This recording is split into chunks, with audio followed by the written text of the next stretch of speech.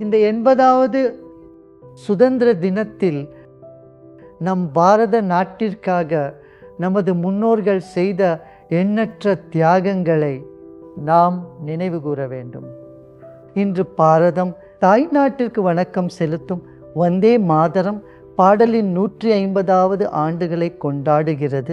கோடிக்கணக்கான மக்களுக்கு உத்வேகம் அளித்து அடிமை தலையில இருந்து சுதந்திரம் பெற தூண்டிய இந்த பாடலின் உணர்வு இன்றும் ஒவ்வொரு இந்தியரின் உள்ளத்திலும் அதே வீரியத்துடனும் புத்துணர்ச்சியுடனும் வாழ்கிறது. இந்த நாட்டின் இளைஞர்கள் தான் இப்போது நமது நாகரிகத்தையும் பண்பாட்டையும் முன்னெடுத்து செல்லும் வழிகாட்டிகள். அவர்களின் உற்சாகமும் படைப்பாற்றலும் முழுமையாக வெளிப்படட்டும்.